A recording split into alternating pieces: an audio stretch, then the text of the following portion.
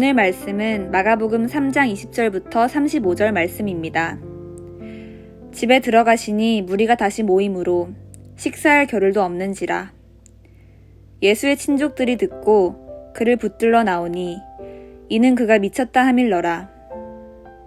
예루살렘에서 내려온 서기관들은 그가 바알세불이 집혔다 하며 또 귀신의 왕을 힘입어 귀신을 쫓아낸다 하니 예수께서 그들을 불러다가 비유로 말씀하시되 사탄이 어찌 사탄을 쫓아낼 수 있느냐.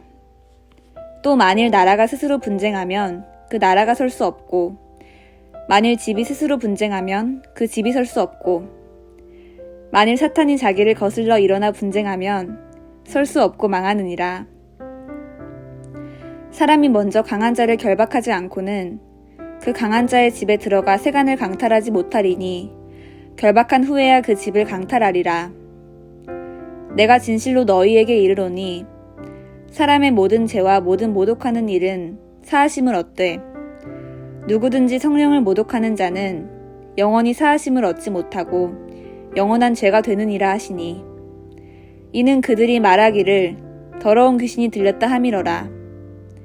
그때 예수의 어머니와 동생들이 와서 밖에 서서 사람을 보내어 예수를 부르니 무리가 예수를 들러 앉았다가 여짜오되 보소서 당신의 어머니와 동생들과 누이들이 밖에서 찾나이다.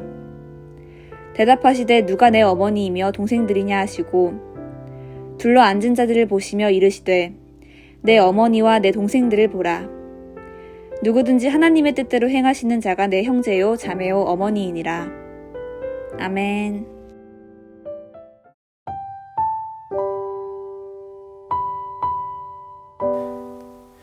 여러분과 가장 가까운 이들은 누구입니까?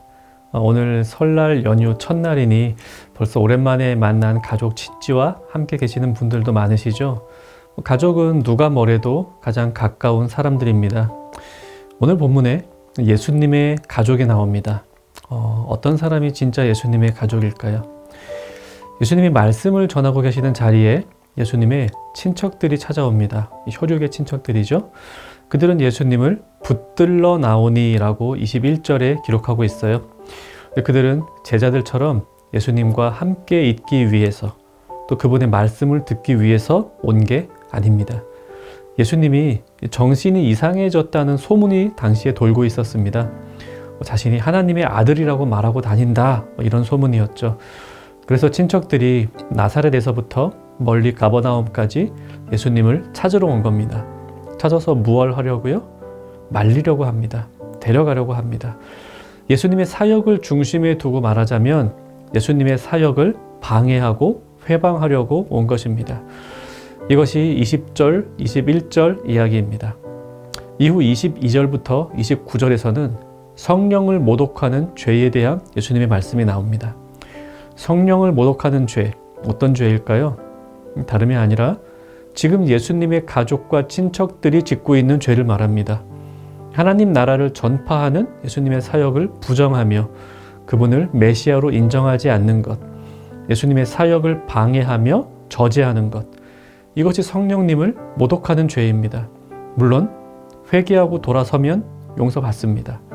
하지만 예수님을 부인하고 있는 상태에서는 당연히 용서도 없고 구원도 없지요. 성령을 모독하는 죄, 용서받지 못할 죄는 어쩌면 지극히 상식적인 그런 죄를 말하고 있는 겁니다. 자, 예수님이 이렇게 성령을 모독하는 죄에 대해서 말씀하고 계시는데 이번에는 예수님의 가족이 옵니다. 그들도 예수님을 말리기 위해서 나사렛에서 출발해서 이곳 가버나움까지 왔습니다. 근데 이들은 예수님께 나아오지를 않습니다. 31절 보면 이렇게 나오죠.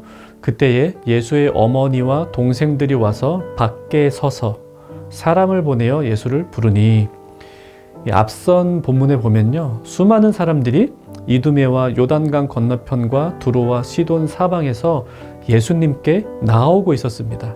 하지만 정작 예수님의 가족은 예수님께 나아오지 않습니다. 예수님을 잡으러 왔고 예수님으로부터 멀리 떨어져 있습니다. 당신의 가족이 당신을 찾습니다 라는 말을 들은 예수님이 말씀하십니다. 34절입니다. 둘러앉은 자들을 보시며 이르시되 내 어머니와 내 동생들을 보라. 그리고 이어서 35절에 누구든지 하나님의 뜻대로 행하는 자가 내 형제요 자매요 어머니니라. 여기서 말하는 둘러앉은 이들, 예수님이 진짜 가족이라고 말하는 자들, 누구를 말할까요? 예수님의 12제자를 말할 겁니다. 그리고 12제자를 포함하여 예수님을 따르고 있었던 사람들을 말합니다. 그들은 예수님과 함께 있었고 예수님의 말씀을 듣고 있었습니다. 예수님은 가족의 개념을 새롭게 정의하십니다. 예수님의 가족은 예수님을 메시아로 믿고 그분을 영접하고 그분의 말씀을 듣고 그분의 말씀을 실천하는 사람들입니다. 오늘 본문의 핵심은 예수님이 가족을 멸시했다, 예수님이 버릇이 없다 이런 데 있지 않습니다.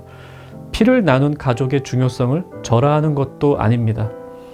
예수님 믿으면 가족이고 뭐고 그냥 신앙만 챙기면 된다 이런 종교 이기주의 말하는 것 아닙니다. 오늘 본문을 마치 가족이냐 예수님이냐 양자택일해라, 가족을 택하는 순간 예수님하고는 끝이다 이런 압박을 주는 구절로 오해해서는 안 됩니다.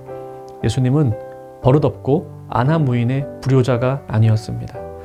예수님은 십자가에서 돌아가실 때에도 어머니 마리아를 제자 요한에게 잘 모시라고 부탁하고 돌아가셨습니다. 효자이셨죠. 오늘 본문의 핵심은 하나님의 참된 가족은 육신의 동맹이 아니라 소명의 동맹자임을 밝히는 데에 있습니다.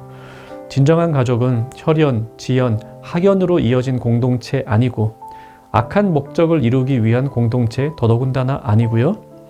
예수 그리스도를 중심에 두고 그분의 선한 사역에 동참하는 사람들이라는 사실을 우리에게 말씀하고 있는 겁니다.